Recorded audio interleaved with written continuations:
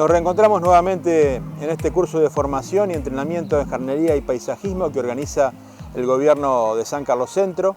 Estamos nuevamente desde el Jardín Botánico y ustedes estarán viendo y escuchando las delegaciones que nos visitan. Aquí al Jardín Botánico vienen 4 o 5 colectivos por día que hacen turismo industrial en la ciudad y también visitan este lugar, ¿no es cierto? Y queríamos que ustedes también conocieran un poco la intimidad de nuestro quehacer diario. Esta vez el programa, el curso, va a estar dedicado a lo que es el conocimiento de los agroquímicos y de las plagas que pueden afectar nuestro trabajo. Incluso también vamos a hablar bastante de la higiene, del cuidado personal en el uso de estos productos para no tener ningún inconveniente de salud.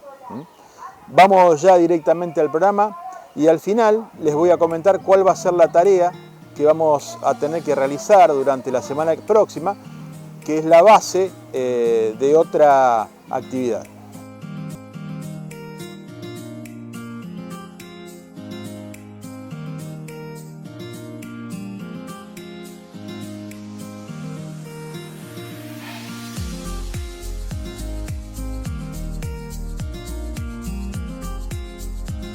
Vamos a trabajar fundamentalmente en conjunto, ¿no es cierto? El tema este que tiene que ver con estas sustancias que ayudan al mantenimiento de la salud de las plantas, pero también tenemos que considerar y tener en cuenta que por tratarse de productos que son realmente en su definición venenos, ¿no es cierto? Tenemos que también cuidar nuestra salud. Vamos a hablar un poco de cuáles son las advertencias que tenemos en los envases. Vamos a hablar de cuáles son los cuidados y la higiene que tenemos que tener en el manejo de ellos. Y algunas de las especies, digamos, tanto benéficas como aquellas que son las verdaderas plagas, vamos a tratar de que ustedes las conozcan para que vayan teniendo en cuenta su presencia, ¿no es cierto?, en las plantas, sin profundizar, digamos, en el tema productos químicos y dosis y demás, pero dándoles una idea general, ¿no es cierto?, de cómo manejarse con ellos, entendiendo que lo que tiene que ver con el manejo de estos productos es una cuestión profesional. Pero para el trabajo, ¿no es cierto?, del jardinero, existe una línea de estos productos que se llama línea jardín, que ya viene dosificada en pequeños envases, que no son peligrosos para su transporte y que normalmente están dentro del rango de los menos tóxicos, ¿no es cierto? Vamos a empezar por conocer cuáles son los símbolos con los que se los identifica, en general. Estas sustancias o agentes tóxicos pueden ser agentes físicos, que no necesariamente tienen que tener ni siquiera ser sólidos, sonido, radiaciones, todo lo que puede causar daño o tiene peligrosidad, aún no siendo algo visible y físico. Agentes biológicos, porque cuando se manipulan bacterias, hongos u otros microorganismos, está el riesgo de contaminación o de infección con este tipo de agentes. Y lo que más habitualmente utilizamos y a lo que más habitualmente recurrimos son sustancias químicas, ¿no? Estos son los 3 símbolos de peligrosidad que ustedes van a ver en las etiquetas. Técnicamente le decimos marbetes a esas etiquetas que rodean a los productos para advertirnos de su condición.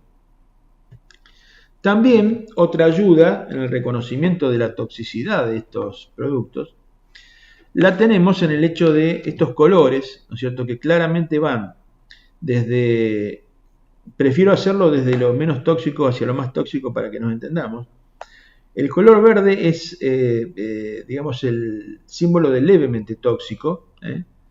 La dosis, digamos, peligrosa es muy alta, por lo tanto, si no son directamente inocuos, la posibilidad de intoxicación con ellos es muy leve.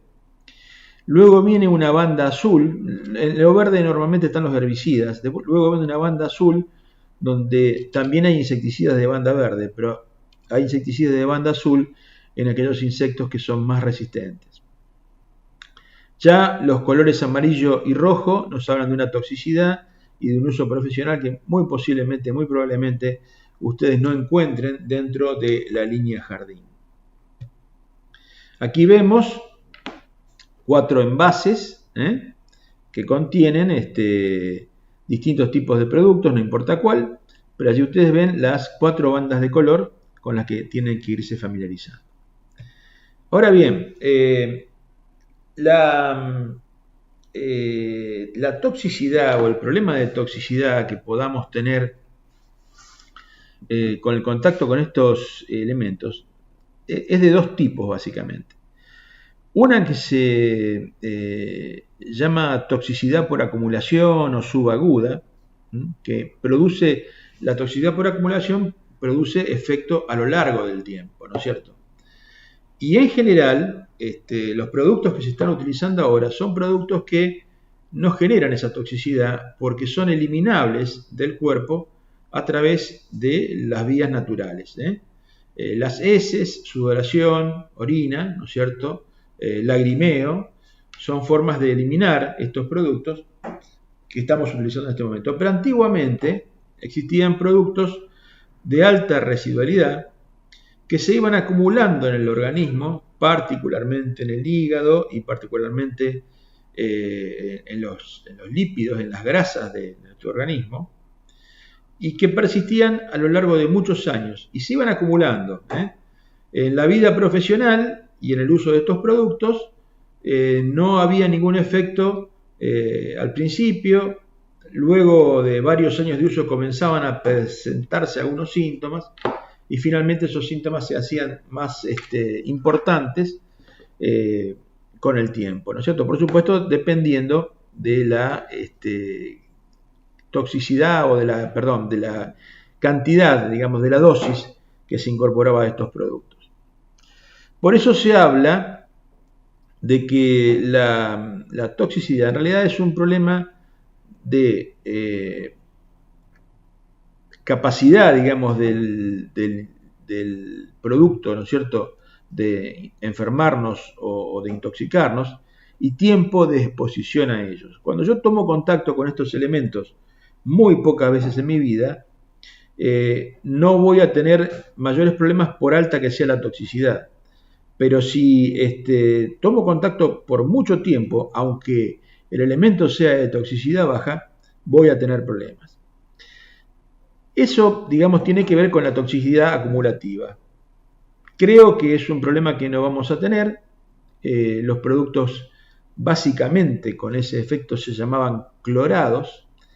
El DDT es el más conocido, el hexaclorohexano, el heptacloro. Todos esos productos están ya fuera del uso, están absolutamente prohibidos. Y se usaron en un momento de la humanidad, después de la Primera Guerra Mundial, como un alivio a los problemas que generaba, por ejemplo, el mosquito de la malaria. Está la capacidad de resiliencia de estos insecticidas, que aún hoy, después de varias generaciones, como las aves que se alimentaban de ese mosquito que vivía en las selvas donde se controlaba la malaria, controlaba el mosquito que transmitía la malaria, comían de estos mosquitos, caían a los cursos de agua, los peces se alimentaban de ellos y comenzaba una cadena de alimentación, una cadena trófica que termina en el superior carnívoro, que es el oso polar. Hoy por hoy todavía se encuentran restos de estos organismos en la grasa de los osos polares, es decir, son elementos que no desaparecen nunca del sistema. Gracias a Dios, hoy tenemos otro tipo de productos donde tenemos que tener mucho cuidado de no intoxicarnos, pero que su toxicidad se revela de una forma instantánea, más rápida, más directa, y se los clasifica por la dosis letal media, es decir, la dosis que puede llegar a producir la muerte de la mitad de la población testigo, que normalmente son insectos o son animales de laboratorio. Como ustedes verán, en los rangos de toxicidad, sobre todo del verde y del azul, Esas cantidades son 2.000 miligramos hasta 3.000 miligramos por kilo del animal que lo consume. O sea, es imposible que un humano, ¿no es cierto?, un humano de 70 kilos de peso pueda ingerir esa cantidad del producto y puede intoxicarse por ingestión o puede intoxicarse por vía cutánea. Es decir, que las bandas azules y verdes son bandas seguras. De cualquier manera, hay que tomar las respectivas precauciones porque en la vida profesional, en una exposición muy larga de estos productos, aún así podemos llegar a tener inconvenientes. Dicho esto, mostramos cuál es el ideal de la protección. Esto es para un caso donde el operario, digamos, tenga que aplicar en espacios o cerrados o grandes volúmenes, ¿no es cierto?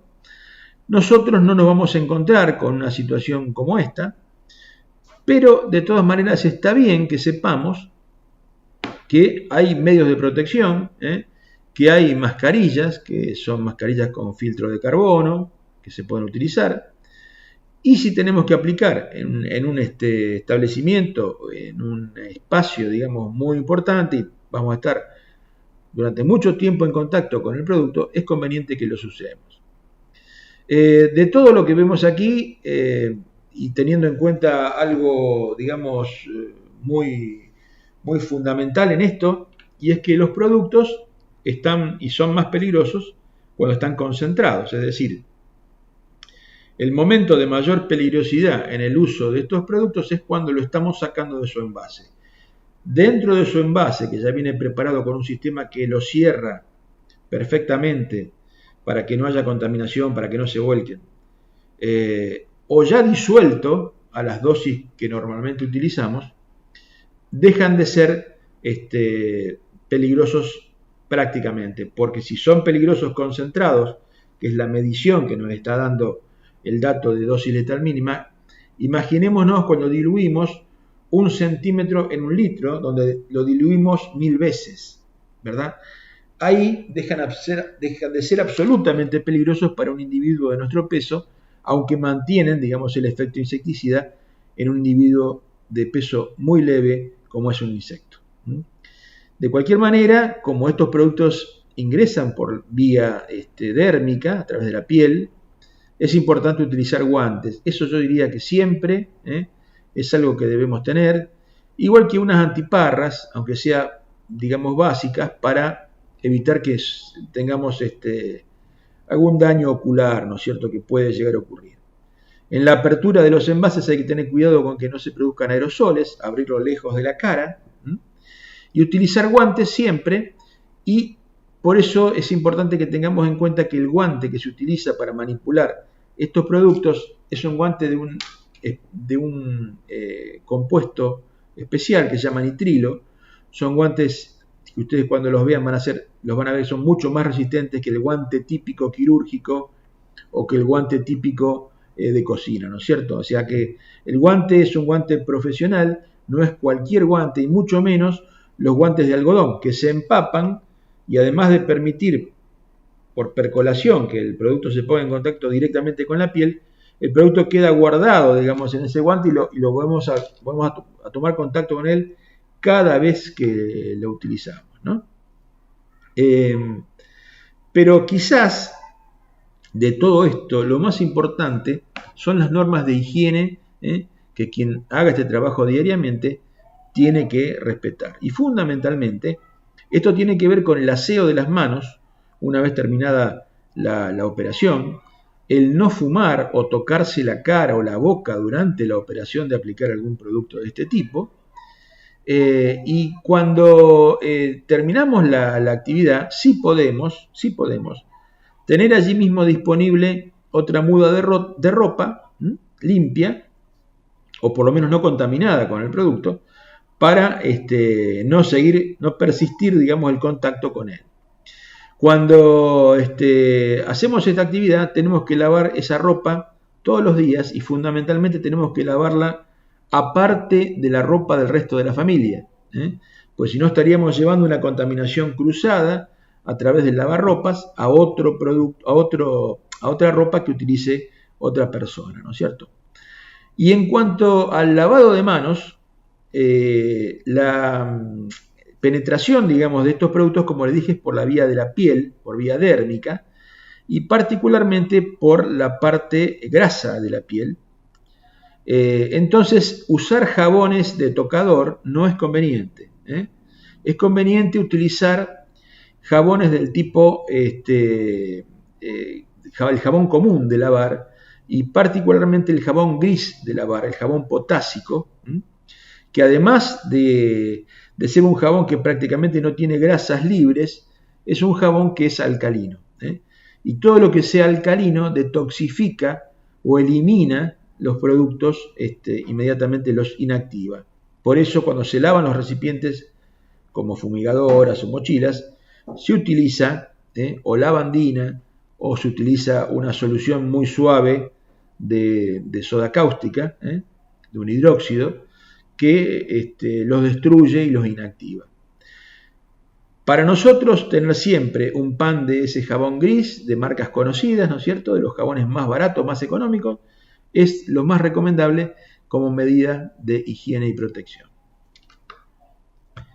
Bueno, otra cosa que ustedes deben saber como personas que se van a dedicar a la jardinería y que van a manipular estos productos, es conocer las equivalencias, digamos, los valores, ¿sí?, que vamos a manipular, que vamos a manejar. Normalmente las aplicaciones de estos productos, que como les digo son de línea jardín, se manejan en el rango de los centímetros cúbicos o mililitros, es decir, pequeñas cantidades, vienen ya con tapas o con accesorios o con jeringuitas, ¿no es cierto?, que permiten cargar la dosis necesaria. Y aquí es muy importante, primero, respetar las dosis, porque el aumentar la dosis lo único que hace es aumentar la resistencia en la plaga y que con el tiempo queden vivos solamente los más resistentes. Se llama curva de Gauss, el ejemplo, digamos, matemático que muestra eso.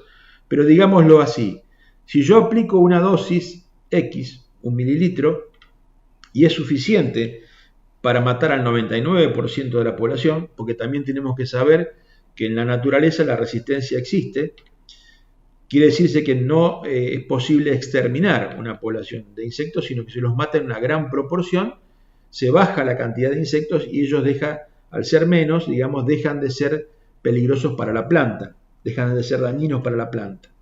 Pero siempre queda algún insecto más resistente vivo.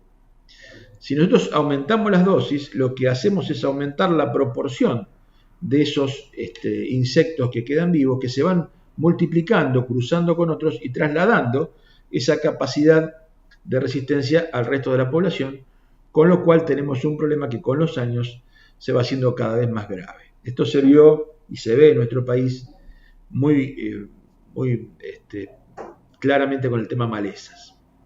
Pero bueno, volviendo a la dosificación, el centímetro cúbico, la medida que expresamos como centímetro cúbico, si imaginamos un recipiente de 1 centímetro por 1 centímetro por 1 centímetro, eso es 1 centímetro cúbico, equivale en líquidos a 1 mililitro. Los productos pueden venir dosificados así, en centímetros cúbicos o en mililitros, es lo mismo. Por lo tanto, en 1 litro hay 1000 mililitros o 1000 centímetros cúbicos. Ahora bien, los sólidos vienen expresados en peso, las dosis que hay que utilizar, en gramos. Todos sabemos que el kilo es una unidad de medida que incluye 1000 gramos, ¿sí? Hay una sutil diferencia en la forma de cargar el equipo fumigador, que para nosotros que trabajamos en pequeñas dosis y pequeñas cantidades, a lo mejor preparamos un fumigador de mano que tiene 1 litro simplemente, ¿no es cierto? Y a lo mejor la dosis de un producto insecticida para el control de mosca blanca es de 2 centímetros cúbicos o 2 mililitros por litro. Prácticamente no notamos la diferencia, pero en realidad técnicamente de lo que se trata es de que no coloquemos 1000 mililitros en el recipiente, sino que coloquemos 1000 mililitros menos 2, es decir, el volumen de esos 2 mililitros que vamos a agregar hay que descontarlo en la cantidad de agua. Esto ocurre cuando se hacen aplicaciones a gran escala, a campo, ¿no es cierto? Hay que respetar esa proporción, hay que disminuir la cantidad de agua considerando la cantidad del producto químico a colocar, porque si no la dosis está más diluida al trabajarse con más cantidad de agua. Se agrega a los 1000 mililitros otra cantidad en mililitros de producto y no es, el volumen final es mayor a 1000 mililitros. Así que en líquidos, cuando tengan que hacer una dosificación grande, por ejemplo, donde tengan que usar,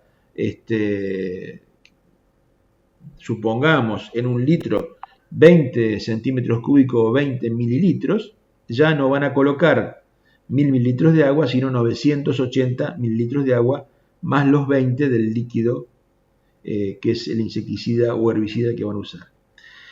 En cambio, en el caso de los sólidos, esta proporción no se respeta, sino que se diluye directamente el peso, la unidad de medida en peso, 2, 3, 5 gramos, en la totalidad del líquido expresado en litros. Es decir, que si tenemos que preparar una solución con 5 gramos de un producto sólido, simplemente preparamos un litro de agua y diluimos el sólido en el litro de agua sin mayor recaudo o contemplación. Tenemos que fijarnos un poco en la variedad que hay de agroquímicos. Primero señalar que los fertilizantes también se consideran agroquímicos, que aunque son inertes y aunque son sólidos y aunque no son tan peligrosos, también es conveniente manejarlo con precaución, por lo que hablamos de la acumulación a lo largo del tiempo, utilizar guantes, tratar de no respirar el polvo que generan al volcarlos. Pero básicamente hay todas estas categorías de productos. Dentro de los insecticidas hay una diferencia entre los que son insectos o contra insectos, de los que son contra arañas y contra moluscos, que es babosa y caracol. Luego herbicidas, luego venenos, digamos, para eliminar plantas, que pueden ser selectivos, se puede matar una planta en un cultivo sin dañar a la planta principal que queremos cuidar, o pueden ser de acción total que eliminan todo lo que tocan, ¿no es cierto? A su vez los insecticidas pueden ser de contacto, hay que mojar la plaga, o sistémico, es decir, que la plaga al alimentarse de la planta recibe ese veneno a través de la savia de la planta porque se ha incorporado en ella. Existe otro rango de productos que son hormonas vegetales o fitohormonas para estimular el crecimiento, incluso algunas de ellas que actúan como herbicidas en realidad son hormonas puestas en dosis o densidades muy altas, de forma que al producir un crecimiento exagerado actúan en realidad como un herbicida, bien digo como un herbicida. Y los fertilizantes de los que ya hablé y de los que hoy no vamos a charlar mucho, sino que vamos a dejar eso para nuestro encuentro presencial, donde ustedes van a poder verlos y conocerlos, ¿no es cierto? Un poco hemos hablado cuando hablamos de hidroponía, pero también es un tema profesional, ¿verdad? Luego hay productos de tipo orgánico, que no son clásicos insecticidas, digamos, producidos, ¿no es cierto?, por la intervención, digamos, de la industria, no son derivados del petróleo, por ejemplo, y que provienen de sustancias naturales, que pueden ser de efecto preventivo para evitar que la plaga se presente, pueden ser repelentes de la plaga, o pueden tener efecto curativo, pero siempre el efecto curativo del orgánico es más lento, es a más largo plazo y normalmente requiere de varias aplicaciones. Ya vamos a entrar en detalle, ¿no es cierto?, acerca de cuáles son esos productos. Estas son las plagas animales más habituales. Les doy un tiempito para que ustedes las lean, pero de todas ellas, la que siempre tenemos presente, por eso en primer lugar vamos a hablar de ella, es de las hormigas, ¿no es cierto? Bien, las hormigas se pueden controlar, como ustedes saben, directamente colocando productos, encontrando, digamos, el lugar donde procrean, donde viven el hormiguero.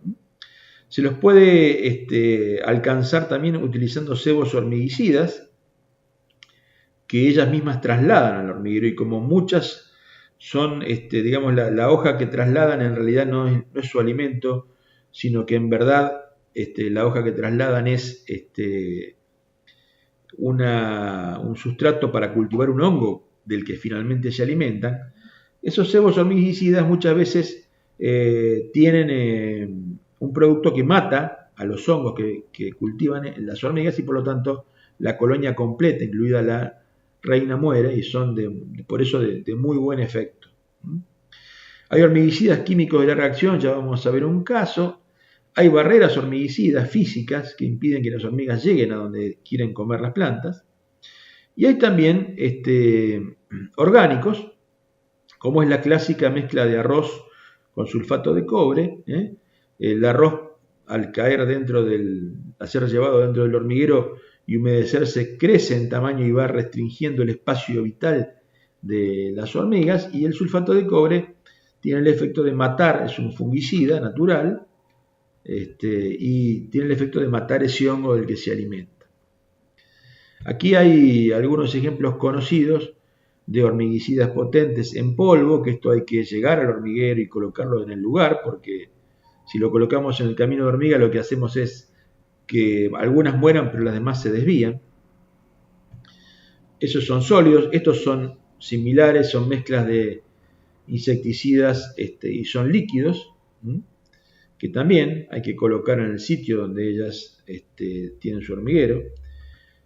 Y están estos que son cebos, es una marca, pero las hay muchas, por los que las hormigas se sienten atraídas. Hay una forma de usarlo, digamos, de preparar un cebo en forma natural, que es utilizando, digamos, cascarilla de algún cereal, colocándole ralladura de naranja o productos sintéticos, polvos estos que dan aroma, digamos, a los jugos de naranja, y a su vez se le agrega un insecticida o un fungicida, y las hormigas llevan este cebo naturalmente preparado. Pero estas son formulaciones comerciales que incluso están recubiertas y que se pueden colocar a la intemperie y no se diluyen. Hay otras que están hechas, como les digo, y son comerciales, pero que con la humedad de la noche se dispersan y ya se disgregan, y ya la hormiga al otro día no los lleva, no sirven más.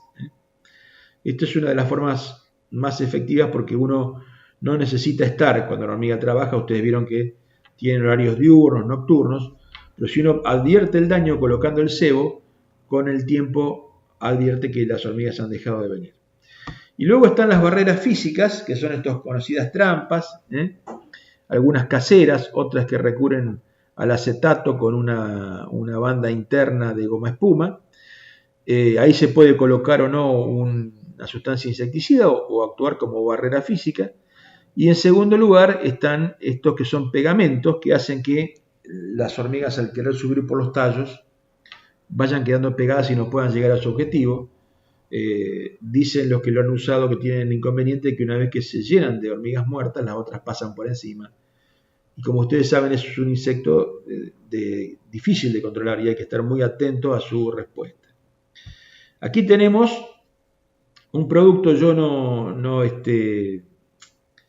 digamos, no es que quiera hacer publicidad de esto, pero no quiero hablar desde la droga técnica, porque ustedes no son especialistas en el tema. Hay una droga técnica que comparten este producto y otras marcas, pero normalmente si ustedes piden este producto van a saber que es el que ustedes buscan. Este es un insecticida a muy largo plazo que se utiliza en cultivos y que se puede colocar como una banda alrededor de las plantas.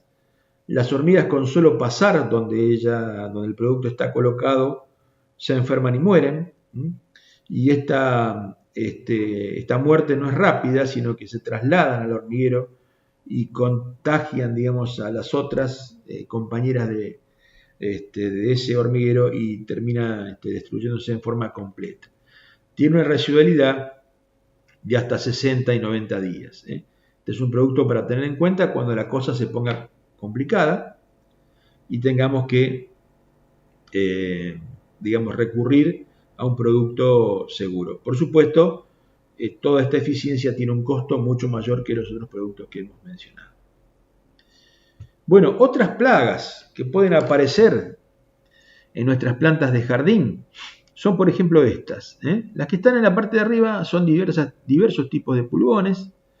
A la derecha un ataque muy intenso en un brote. A la izquierda un ataque de un pulgón negro, un poco más suave. Y luego en el centro tienen ustedes un ataque de un típico pulgón verde o un pulgón de los cereales. Son muy diminutos, típicos de la primavera. Hay que verlos a veces en la parte de abajo de las hojas. Son insectos que que no dañan la hoja, por eso no lo advertimos, pero la planta va decayendo porque tienen un sistema como el mosquito común, digamos, con alguna variante, pero que chupan, digamos, la savia y a su vez inyectan una saliva tóxica que generan ellos, y eso es lo que va por el lado de quitarle alimento y a su vez generarle, digamos, una toxicidad o por virosis o por diversos agentes a la planta va decayendo y puede llegar a extremos de mortandad. Un pariente cercano, aunque no estaría bien decirlo eso en la zoología, pero con el mismo sistema de captación de alimento es lo que llamamos cochinillas. Hay cochinillas como la de la izquierda, abajo, cochinillas algodonosas, o cochinillas que tienen un escudete, como la de la derecha, un escudete ceroso, que bajo ese escudo tienen un insecto que hace, digamos, la misma tarea que hace el pulgón. Por lo tanto, en esto se utiliza un tipo específico de insecticida sistémico que la planta absorbe y que luego a través de la savia llega al insecto. Incluso esto es como una medida general, pero también se los puede matar por contacto. Si uno tiene acceso, si la población es chica, si la cantidad que tiene que tratar es pequeña, puede matarlo con un insecticida común, pero hay que tener una precaución, que es conseguir, en el caso de la cochinilla, que ese insecticida pase por ese escudo que la grasa, la cera que ellas producen genere. Entonces hay que ponerle un poco de aceite agrícola, un aceite que viene especialmente preparado, un aceite muy fino, que hace que el producto pase la barrera cerosa y pueda eliminar el insecto. Cuando las poblaciones son pequeñas se pueden eliminar manualmente, se pueden utilizar sustancias orgánicas, tanto en la cochinilla como en el pulgón. Van a encontrar muchas veces una consulta, o se van a encontrar en el trabajo con que aparecen plantas teñidas de negro. Estas se llaman fumaginas. En realidad no son una infección directa, sino que son consecuencia del accionar de pulgones y cochinillas, porque las heces de los pulgones y las cochinillas son dulces, son azucaradas, y allí crecen estos hongos que se llaman fumaginas y que tiñen a la planta de este color, reducen la capacidad de fotosíntesis de la planta o reducen el valor, ¿no es cierto?, de una flor o de un fruto, valor comercial. Para estas, digamos, la solución es simplemente el lavado con agua jabonosa, utilizando estos jabones potásicos que yo les mencionaba, pero van a tener muchas consultas sobre esto, les van a preguntar, porque esto de realidad se ve cuando alguien no se dio cuenta que esa planta tenía pulgones y aparecen tiempo después, ¿no es verdad? Así que para ese caso, solamente el lavado con agua jabonosa. Hay otro tipo de insectos, este es uno de tantos, los coleópteros, los que son como cascarudos, digamos. Hay insecticidas específicos para ellos. Estos insectos son muy comunes en verano, en zapallos, en sandía y en melón, normalmente conocido como bicho moro, bicho grisáceo, y hay una serie muy grande de coleópteros que también pueden hacer daño, y a veces cuando las poblaciones son muy grandes, algunos que no son dañinos pasan a hacerlo, como ocurrió el año pasado con el astilo moteado, el 7 de oro, que comía, digamos, un insecto que normalmente come plantas descompuestas, pasó a comer plantas vivas. Para esto hay insecticidas específicos que no varían, digamos, de las reglas generales que mencionábamos. El otro insecto muy común de encontrar son las orugas. La de la izquierda arriba es la clásica oruga medidora, porque camina, digamos sus patas están ubicadas de manera que tiene que plegarse para caminar. A la derecha, una oruga militar, fíjense que en la cabeza tiene una letra B, y esto también es un rasgo muy particular porque hay orugas militares que atacan al principio de la temporada de cultivo, en primavera-verano, y otras que atacan en tiempos tardíos y se les clasifica en oruga militar temprana y oruga militar tardía, variando la posición de la letra B en la cabeza del insecto. Estos son lo más común que van a encontrar.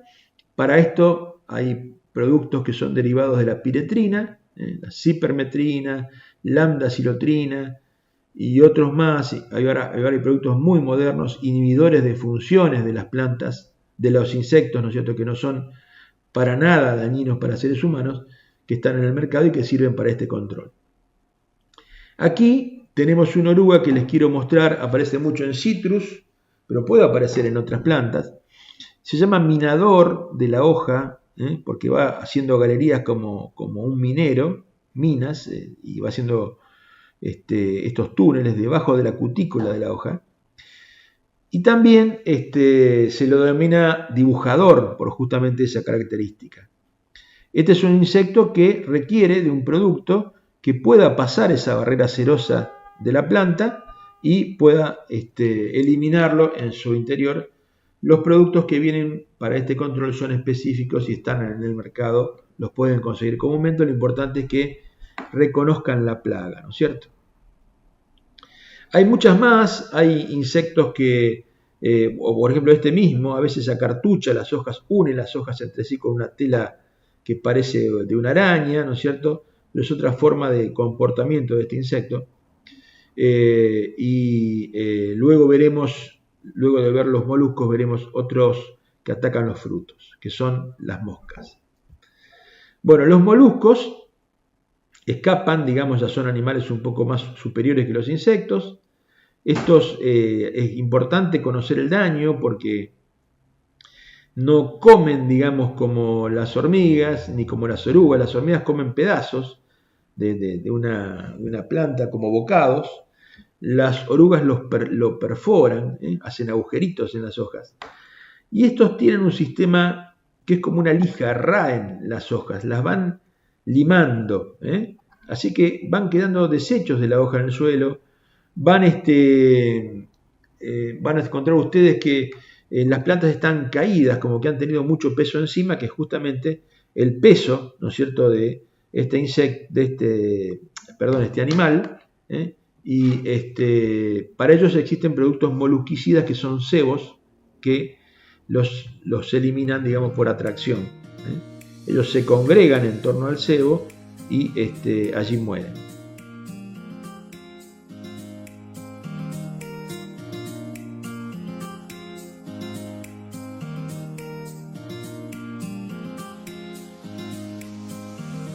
Los insectos se caracterizan por tener 3 pares de patas, los ácaros, las arañas, por tener 4 pares de patas. Así que los ácaros son un insecto diferente. Este caso vemos en una malva, un ataque de una arañuela roja.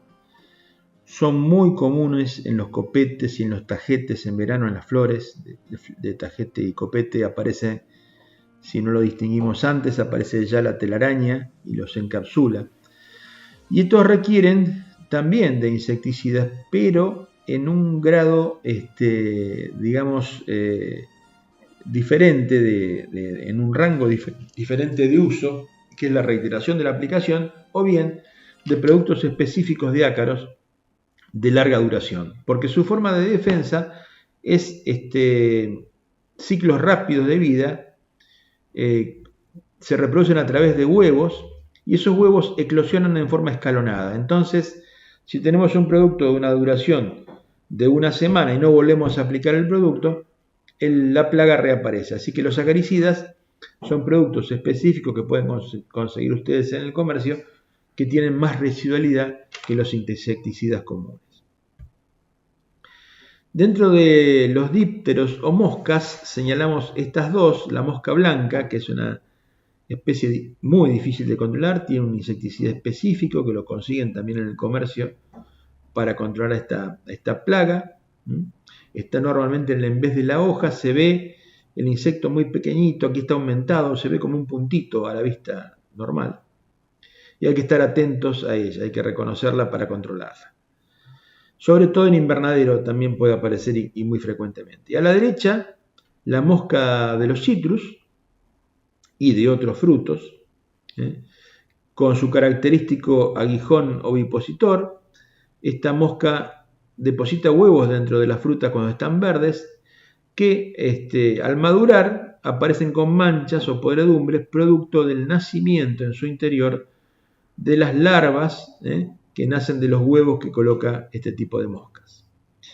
Aquí también el control es profesional, pero ustedes tienen que saber que el momento de control es previo a que el fruto se ponga amarillo. Ahí hay que hacer las aplicaciones, se van a aplicar insecticidas para mosca de los frutos y colocar las trampas que vienen específicamente para controlar este tipo de insectos. Los fungicidas, porque las plantas se enferman cuando hay mucha humedad y elevada temperatura, se enferman contagiadas por hongos. Básicamente los preventivos son productos de color azul porque tienen cobre y que se colocan y se asperjan previniendo, es decir, que son productos que se deben colocar en la primavera temprana o en el otoño temprano. Y por otro lado, existen a la derecha, ustedes ven, un fungicida que en el marbete dice sistémico, es decir, un fungicida que la planta absorbe y que el hongo, digamos, se ve destruido al ponerse en contacto con la savia y la circulación en esa planta, igual que pasaba con el insecticida de los pulgones, ¿no? Estas son las dos clases de fungicidas que existen. Para el control en plantas superiores vienen preparados los fungicidas y también los insecticidas como cápsulas que se colocan con un taladro en el interior de las plantas. Esto es para árboles o para arbustos. Aquí tenemos las fitohormonas que yo les mencioné al principio. Van a poder tener contacto seguramente con ellas cuando quieran hacer reproducción, porque quieren que una planta, un tallito o un esqueje arraigue, y van a utilizar este tipo de hormonas que pueden ser sólidas o líquidas, pero el uso de ellas es profesional. Pero sepan que este producto existe y que está dentro del rango de los agroquímicos. Aquí la caballería, digamos, los que nos defienden, digamos, del ataque de los insectos patógenos. El mamboretá, con esas hojas, esos brazos delanteros, esas patas delanteras prensiles con esos serruchos que atrapan a los insectos y los devoran. La vaquita de San Antonio, una de las tantas, ¿no es cierto?, que se alimenta de pulgones. A la derecha y abajo una avispa que está desovando, digamos, dentro de una oruga, y de ese desove nacen a su vez orugas pequeñas que devoran a la oruga dañina. Esto es lo que decíamos al trabajar con dosis correctas, porque el trabajar con dosis correctas permite que estas especies sobrevivan y nos ayuden en el control de las plagas. Si aumentamos las dosis, las matamos también a ellas. Fíjense la diferencia de tamaño entre una vaquita y un pulgón. La dosis letal media que decíamos al principio afecta al pulgón si la hacemos correctamente y no afecta a la vaquita que tiene muchos más gramos de peso, ¿no? Esa es un poco la síntesis de lo que decíamos al principio. Además de la resistencia que genera, ¿no es cierto?, en el insecto. El Bacillus thuringiensis es en realidad una bacteria que está en la naturaleza, que se puede cosechar a través de orugas que se hayan enfermado de ella, y que Es un recurso no muy fácil de conseguir últimamente, pero que puede llegar a estar en el comercio. Se utiliza también para controlar la larva del mosquito en las fumigaciones masivas.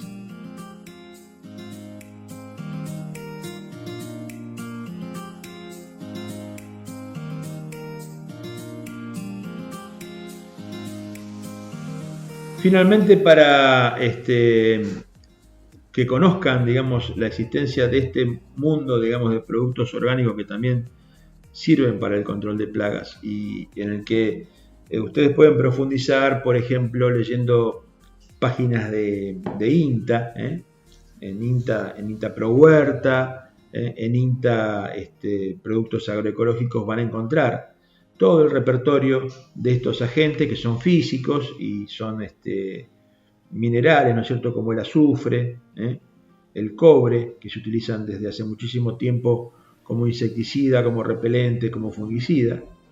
El uso de la ceniza común de madera, como barrera, sobre todo, por ejemplo, para el caso de moluscos, para que no pasen al cultivo.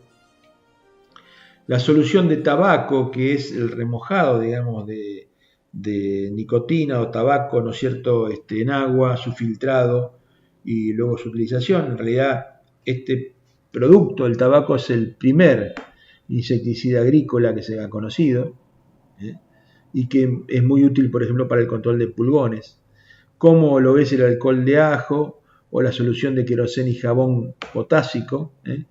Esto todo, digamos, pueden profundizarlo y conocerlo a través de las publicaciones de INTA. El jabón potásico en sí, ¿no es cierto?, el diluir jabón de este tipo, jabón casi natural en agua, tiene un muy buen efecto repelente y un buen efecto de control, seguramente porque agrede las estructuras, digamos, de los lípidos de que protegen a los insectos, y esto hace que agentes físicos o los controles naturales los aborden más fácilmente. Lo que llamamos purines, que son, por ejemplo, con ortiga o con hojas de paraíso, dejarlas macerando en agua durante varios días y filtrarlas, eso nos da un producto que es un insecticida, como decíamos al principio, de resultado, pero no del resultado instantáneo que tienen los químicos, ¿no es cierto? Aquí hay que reiterar las aplicaciones, pero no dejan de ser efectivos. Al final van a ver que figura el aceite de neem, que es un producto elaborado, digamos, por extracción de aceite de una hoja de un árbol asiático que hoy está en el comercio y que se puede utilizar mezclándolo en agua, también como un insecticida natural. Algo hablamos recién de los hormicidas orgánicos, el arroz con sulfato de cobre o el arroz como atractivo mezclado con esencia de naranja. Los molusquicidas orgánicos son una trampa que consiste en hacer un pocito en el suelo o colocar una lata en el suelo que en su interior tenga o malta, ¿no es cierto?, o levadura, o en todo caso cerveza, y que haga que los moluscos, los caracoles y las babosas, por querer alimentarse, caigan dentro de ese tacho y hay que retirarlo luego, ¿no es cierto?, y matarlos. Es una forma natural de control. O los repelentes orgánicos, que utilizan una base de jabón potásico diluido con algún pimiento ultra picante de las variedades que ustedes conozcan, y también dejado en maceración un tiempito y luego filtrado, sirven como un repelente de los insectos. Todas estas técnicas naturales están, digamos, manejadas artesanalmente, se basan en el uso reiterado de los productos, como les digo, no dan una solución inmediata, pero que con constancia y utilizándolos frecuentemente van produciendo, sin agredir el ecosistema, soluciones, dándonos soluciones. Los dejamos aquí un poco con el tema productos químicos, insecticidas, y dejamos pendiente el tema fertilizantes para un encuentro presencial. Y ahora enseguida, luego del cierre de este tema, vamos a hablar un poquito de alguna tarea que tenemos preparada para que ustedes realicen durante la semana que viene.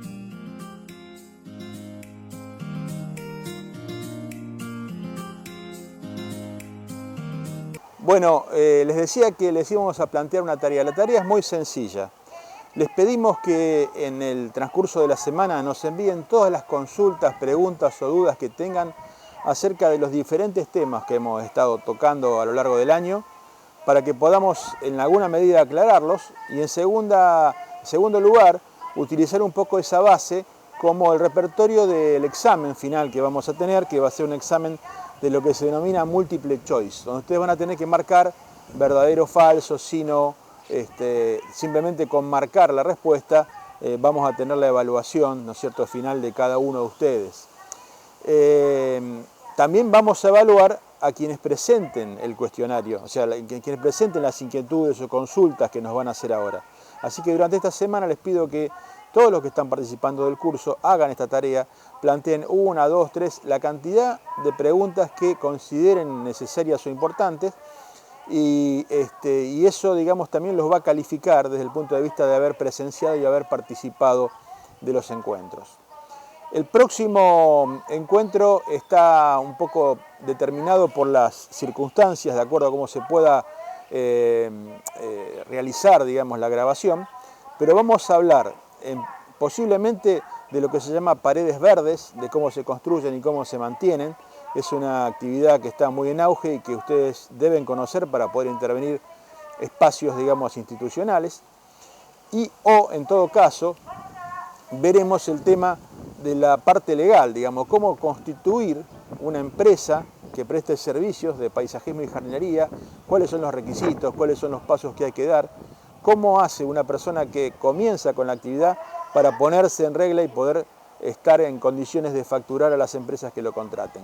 Los esperamos en el próximo encuentro.